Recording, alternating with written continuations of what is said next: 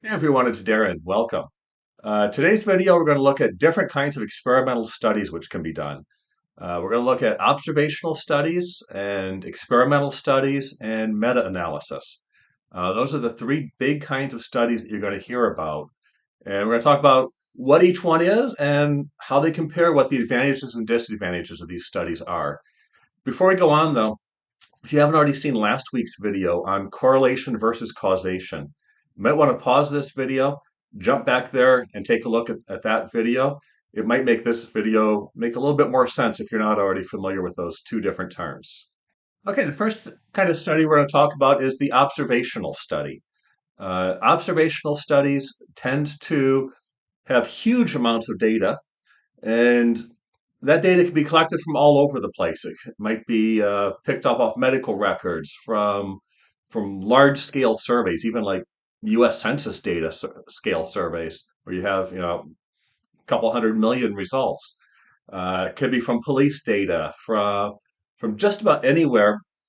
This is usually stuff that is already sort of laying out there, and you pull this data in and try to collect it. So that data is usually available. Sometimes you're collecting it directly, but a lot of times it's already out there and you're just going out there and grabbing it and processing it. So there's some strengths of observational studies, obviously. The big one is you have huge amounts of data to work with. You can be talking about thousands, tens of thousands, millions, hundreds of millions of data points that you have access to very quickly. And what that means is that you're not going to be likely to run into statistical anomalies. If you have a small data set, if you're only looking at like 50 things, and one or two of those is just weird for some reason, and that happens when you're collecting data. You know, 2 out of 50, that's 4%. That's significant. That's going to skew your data potentially. Whereas with observational studies, uh, you tend to have so much data that those few little anomalies, they're called outliers statistically, they're just not going to make much difference at all. That means you're going to be more likely to get a reliable result, which is good. Observational studies tend to be very low cost relative to other studies, relative to experimental studies specifically. They are pretty good at establishing a correlational relationship. Correlation, just a quick refresher, you know, these two things appear to be related, but we don't know how they're related. They're just related. Uh, and they're also pretty good at identifying where further research is needed or where it's not needed. If you say, well, we thought that these two things were related, turns out, nope, they're not. Okay, we don't have to look at that anymore because there's no connection between them. So, so those are the strengths of observational studies. What about the weaknesses? Well, there are quite a few weaknesses. You don't have any control over confounding factors. Confounding factor is a term for something that skews your data that you don't really control. You know, if you're doing a study on physical activity levels of people in different parts of North America, for example, and you're tracking people for a year, a confounding factor could be the weather. Obviously, if you're trying to study the weather, that's not a confounding factor. But if you're trying to not study the weather, the impact of weather specifically, the farther north you go, the worse your weather gets, the less likely people are to go outside and do activities, right? So that can be a confounding factor. Uh, Sometimes your data can get a little patchy or selective or biased, and sometimes even wrong. That can be from a few things. Survey respondents, for example, can lie. They often do. Uh, it can be, if you're looking at police data, for example, or court data, uh, the better attorney you can afford, the less likely you are to have a uh, criminal conviction show up on your record. Uh, so it may appear from observational study that higher income people have less substance abuse problems, whereas that could actually be a confounding factor of they just are able to buy their way out of it easier. Um, Data can also be misleading at times. We all go to the doctor, and the doctor says, "Okay, how much do you drink? How much do you smoke? Do you use illegal drugs? How much do you exercise?" And how many people always exactly tell the truth, everything to the detailed truth, versus maybe you cut a couple of drinks a week off of how much you're drinking, or you neglect to mention that you're using the illegal drugs or whatever it is. Uh, just because you don't want the doctor to yell at you. Or, for the surveys, the same thing happens actually. You don't want the survey respondent to think you're a bad person, so you lie. Um, and the other big problem with observational studies is that while they can establish a correlational relationship, they usually can't establish a causal relationship. And that can be a serious weakness at times because a causal relationship is a much, much stronger scientific relationship. Okay, so that brings us to experimental studies. Experimental studies are kind of the peak level of scientific study that you can do when you're trying to establish that causational relationship. To do them, and you probably remember this from school, you establish an experimental group and a control group. The experimental group is, let's start with the control group, actually. The control group, you change absolutely nothing. Everything is exactly the same as normal. The experimental group, you change one thing and only one thing. Uh, you have them exercise an extra 30 minutes a day. You have them take some experimental drug. Whatever that one thing is, you're changing only that one thing. And in an experimental study, you try to very rigidly control for all other factors to the point that in many experimental studies, you may have all of your both experimental and control group people come in and physically they're living locked up in this space for the entire experiment. That could be a week or two. So that way you control everything very precisely. Let's look at the advantages. Uh, because you're controlling the outside factors, you are really eliminating a lot of the confounding factors. It's certainly the best way to determine a causal relationship. And when you hear about things like, there's no scientific study proving this, uh, this is the scientific study that people want as the experimental study. Okay, what about the disadvantages? They're expensive. Uh, Usually you have to pay people to do them. Usually you are depending on what you're testing, you may be putting people up in housing for days or weeks at a time, paying them while they're there, paying their meals, paying the staff to supervise them. These are very expensive studies in many cases. Ethical rules apply. When I mentioned that scientific study thing, if you saw my last video, uh, one of the challenges made by the tobacco industry when it was trying to when they're trying to prove that cigarette smoking led to cancer, the tobacco industry kept saying there are no scientific studies proving this.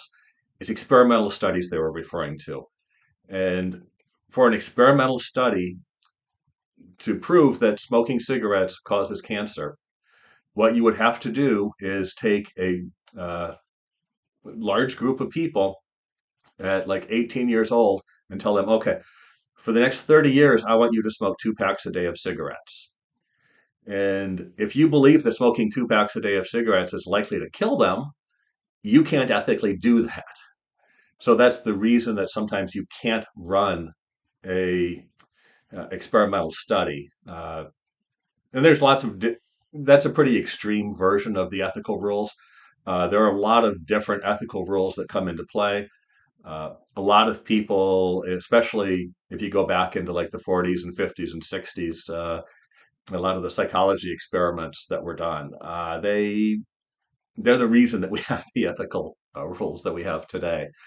So the Stanford prison experiment, I think, was one. There are a few different ones out there that could not be run today because of ethical rules designed to protect people participating in experimental studies. Another huge problem is very small sample size. If you are pulling medical data from a hospital on, the blood test results relative to hospitalizations for heart disease over a 50-year period, you download a file.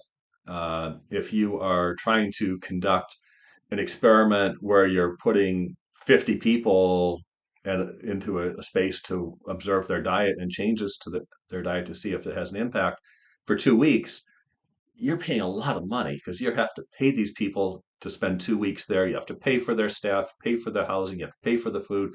It gets expensive really fast. Um, and also, you wind up with very limited data sets. If data sets for experimental studies are often, especially if you're working with human data, you might only be dealing with tens of people, maybe hundreds of people. If you want to look at a study uh, on something like, how many, what is the impact of this on college age long distance competitive runners? And you're doing this at your college. Okay, you might have 5 or 10 of these people, and that's all you got to study. And you may not have 100% participation.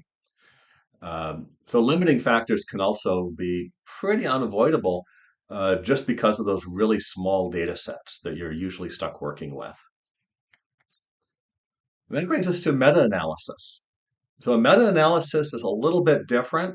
It's something that was made far easier with internet than it was before. And a meta-analysis is usually the most accurate.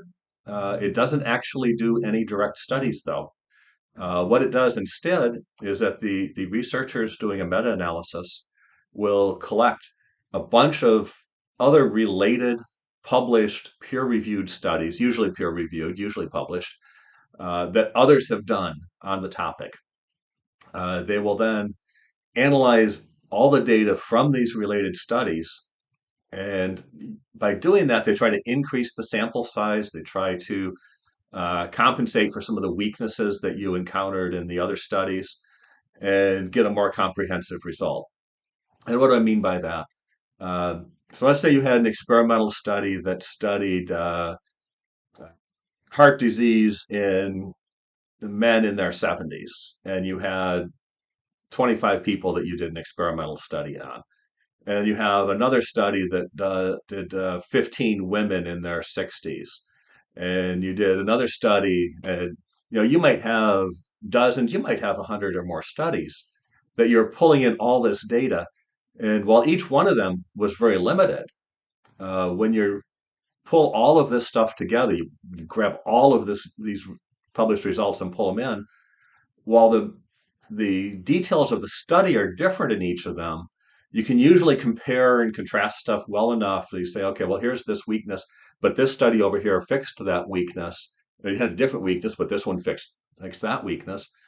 And you can actually come up with far better, more comprehensive data using a meta-analysis. They're very low cost. You're just pulling studies from online data sources typically. And as I just mentioned, you can overlap the different studies to fill in holes and fix errors. A huge increase in sample size. Uh, you can typically use meta-analysis to either solidify conclusions or identify weaknesses, or potentially both. And identifying those weaknesses allows you to actually identify places where further research is needed. And that's a really great benefit of meta-analysis. Is those last two specifically, either, yeah, this really looks like it's the case, and I don't have a study of 20, I have 50 studies of 100. I've got 50,000 studies out here, 50,000 samples versus 50. Um, and here's what looks like there's still holes across all of these. What about disadvantages? Well, we got those too, I'm afraid. You are limited to the data presented in other final published studies. Uh, there may be errors that were done in those studies that the original researchers didn't recognize, that you also don't recognize, and that you then republish. That can potentially be a problem. Usually those get picked up because if you're reading 10, 20, 50, 100 studies and you see, 98 of these 100 took uh, took this factor into account and these two didn't, probably those two are going to have an issue as a result of that, and you can adjust for that. The other thing is that you can't really pursue any questions that weren't asked in the earlier studies.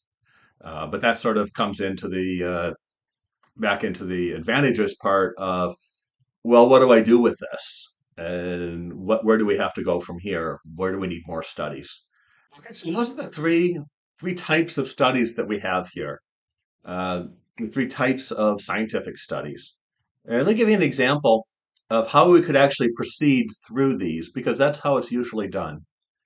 So I mentioned in the last video a observational study that found that there appears to be a connection between drinking diet pop or diet soda, depending on what part of the country you're in, what part of the world you're in, and weight gain. And the way it was phrased and the way it hit the media, and it was very quickly misinterpreted there, is that a link has been found between consumption of uh, artificially sweetened carbonated beverages or whatever, diet pop, diet soda, whatever, and obesity. Okay, so now that means there's a link. It doesn't mean that one causes the other. It doesn't mean that uh, they're solidly connected in that sort of a causal relationship. There's an observational study that found a correlation. Now, if you wanted to pursue that further, you'd go to experimental studies. Now, for experimental studies, what you could do just as a sample experiment is, let's say you get 50 or 100 college kids who are going on summer break. And, college kids always need money. So you're going to pay them to spend a month on campus, and you're going to split them up into a couple of groups. And the first group, you're going to say, I want you to drink this, just drink Diet Coke. Don't drink water, don't drink regular Coke, don't drink milkshakes. Anything you drink, I want it to be Diet Coke. And the other group, you say, just drink water when you drink stuff. I don't care what it is, no beer, no regular Coke, no fruit juice, just water. And then you observe what happens, and you have them like keep a food log of what they eat every day, and you track their weight, and you track for a month and see what happens. Um, so that's one experimental study. Now then, you'll get some results from that, and then somebody else runs another experimental study that sort of does the same thing, except instead of drinking water, you have the other group drink Coke instead of Diet Coke. And you see, what are the results of that? And is there a difference? Because one of the theories that came out is that drinking artificially sweetened beverages is actually worse than drinking fully sweetened beverages. So after you've done, 10, 20, 50, 100 of these different studies with like 50 different people in each group, and maybe having some variations, this one's doing Diet Coke and water, this one's doing Diet Coke and regular Coke, this one's doing beer and Diet Sprite, whatever it is. Have all these different variations going on in different places all over the world. Now you get a researcher that grabs all of those, pulls them all in together, reads all of the studies, analyzes all the data together into a meta analysis. And each of the experimental studies would have come up with an answer of, this drink versus this drink appears to be a causal factor for weight gain, or it does not appear to be a causal factor for weight gain, or in the case of like Diet Coke versus Coke, maybe the people that drank Coke actually gained weight, and the people who drank Diet Coke lost weight. Uh, so you'll grab all of that data, you'll pull it all in together, And then you'll analyze the data with all the differences, factoring all of those different factors into consideration. And that's a meta analysis. And that's probably going to be your best data. The individual studies, because they are inherently low numbers of participants, they're small sample sizes, that's not really, it's an indication that something might be going on, but it's tough to make a decision on 50 people, two beverages, that you have a definite link, definite causal link. In fact, even a correlational link with 50 people is hard to prove. But you pull in 100 studies of 50 people, you've got 50,000 participants drinking a bunch of different beverages. You compare, does it matter if it was Diet Coke or Diet Pepsi or Diet Sprite or whatever? Does it matter if they were drinking only beer, only Coke, only fruit juice, whatever? And how all those things compare into this giant meta-analysis with which now has 20 or 30 different beverages, which now has 50,000 participants, and you've got some really solid data there. So when you see a meta-analysis, probably that's going to be your best data. So that's kind of where we are. You have a observational study which can either establish or rule out a likely correlational relationship. You have an experimental study which can tentatively provide for a causal relationship or rule out a causal relationship. And you have meta-analysis finally, which is, that's kind of that's the gold standard today. That really is, you're not going to ever have 100%. Scientists will never tell you something is absolutely 100%. But if a meta-analysis shows a really strong probability of a causal relationship, probably that relationship exists. And they can probably give you a percentage likelihood even. So that's all I have for you today. If you've enjoyed the video, learned anything from it, please do hit like and subscribe. That'll bring more people over to the channel, and that's going to help out the channel a lot. Share this with all your friends on social media. Also, I do have a Patreon page at patreon.com/data analysis excellence. If you could help out there, it's just a few bucks a month. That would really help out as well. Until next time, have a great day.